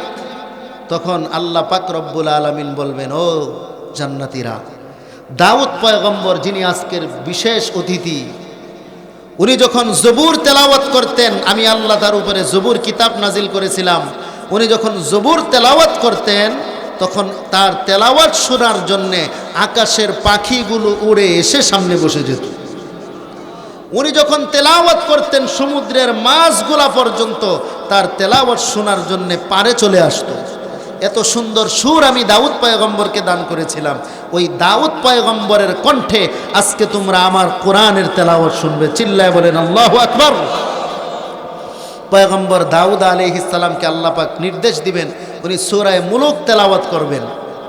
তেলাওয়াত শুরু করবেন, তাবারাকাল্লাযী বিয়াদিহিল মুলক ওয়া হুয়া আলা কুল্লি শাইইন কাদির الذي خلق الموت والحياة ليبلوكم أيكم أحسن عملا وهو العزيز الغفور الذي خلق 7 سماوات طباقا ما ترى في خلق الرحمن من تفاوت فارجع البصر هل ترى من فطور। পয়গম্বর দাউদ যখন তেলাওয়াত করতে থাকবেন, আল্লাহ পাক রব্বুল আলামিন ফেরেশতাকে ডাক দিয়ে বলবেন, ও ফেরেশতারা, আমার এই জান্নাতি বান্দারা খালি মুখে বসে বসে তেলাওয়াত শুনবে এটা হয় না। প্রত্যেকের হাতে শরাবান তহুরার গ্লাস ধরায়া দাও। শরাবান তহুরা পান করতে থাকবে আর তালে তালে তালে তালে তারা কোরআনের তেলাওয়াত শুনতে থাকবে। পয়গম্বর দাউদ আলাইহিস সালামের তেলাওয়াত শোনার পরে এমন মাতোয়ারা হবে, তাদের এক মাতলামিতে এই মাতোয়ারায় 40 বৎসর কেটে যাবে, তারা টেরই পাবে না। 40 বৎসর পার হওয়ার পরে হুঁশ ফিরার পরে আল্লাহ বলবেন, ও জান্নাতীরা, আরো কোনো নিয়ামত চাও? বলে আল্লাহ আরো নিয়ামত বাকি আছে। আল্লাহ বলে শুরুই তো হয় নাই। বলে আল্লাহ আর কি নিয়ামত? বলে আমি এই কোরআন যেই নবীর উপরে নাজিল করেছিলাম, এই কোরআনের জন্য যেই নবী দুনিয়াতে নিজের রক্ত জড়িয়েছেন, এই কোরআনের দাওয়াত দিতে গিয়ে মানুষের দ্বারে দ্বারে গিয়ে যিনি চোখের পানি ফেলেছেন, সারাটা জীবন যিনি কান্না করেছেন এই কোরআনের জন্যে, এই কোরআনের প্রচারের জন্যে, আমার পয়গম্বর মুহাম্মাদুর রাসূলুল্লাহ যার উপরে আমি কোরআন নাজিল করেছিলাম, তার জবান থেকে এখন তোমরা কোরআনের তেলাওয়াত শুনবে। আল্লাহ পাকের নির্দেশে আল্লাহর হাবিব সাল্লাল্লাহু আলাইহি ওয়াসাল্লাম সূরাতুল ইয়াসিনের তেলাওয়াত করবেন। সুবহানাল্লাহ বলেন।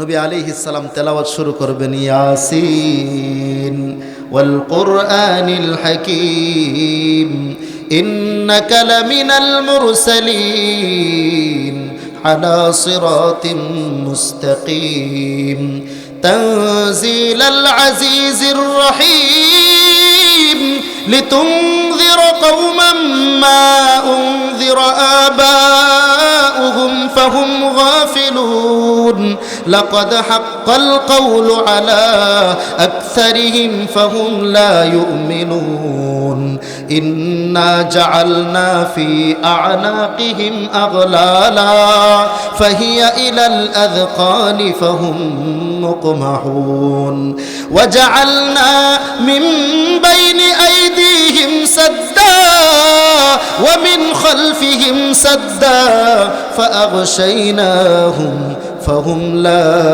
ইউবসিরুন।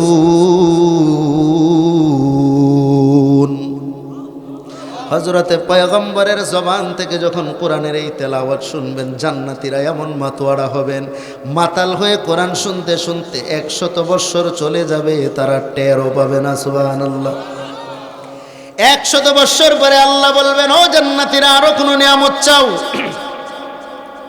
জান্নাতীরা বলবে, আল্লাহ আরো কোনো নিয়ামত বাকি আছে? বলে এখনো তো শুরুই হয় নাই।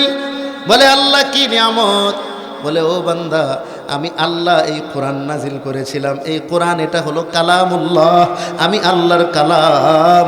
আমি আল্লাহর কালাম। দুনিয়াতে যখন কোরআনের হাফেজরা পড়তো, কোরআনের হাফেজরা যখন তেলাওয়াত করতো, এই তেলাওয়াতেই তোমরা মাতোয়ারা হয়ে যাইতে। আমাদের দেশের কত ছোট ছোট বাচ্চা কোরআনের হাফেজ, সারা বিশ্বে বাংলার মানচিত্রকে উঁচু করেছে, বিভিন্ন দেশগুলোকে পিছনে ফেলে তারা প্রথম পুরস্কার নিয়ে এসেছে। তারা যখন কোরআনের তেলাওয়াত করে, তেলাওয়াত শুধু শুনতেই মনে চায়, কলিজাটা যেন ঠান্ডা হয়ে যায়। আল্লাহ পাক বলবেন, দুনিয়ার মানুষের জবানের কোরআনের তেলাওয়াত শুনে তোমরা এত পাগল, আমার হাবিবের কণ্ঠের কোরআনের তেলাওয়াত শুনে এত পাগল। আমি আল্লাহ যিনি এই কোরআন নাজিল করলাম, আমি আল্লাহর কণ্ঠ থেকে কি তোমরা কোরআন শুনবা না? জান্নাতীরা বলে, আল্লাহ একটু শোনায়া দেন, তাড়াতাড়ি শোনায়া দেন, তাড়াতাড়ি শোনায়া দেন, আপনার জবানের কোরআনের তেলাওয়াত শুনতে চাই। কে কে আমরা আল্লাহর জবানে কোরআন তেলাওয়াত শুনতে চাই?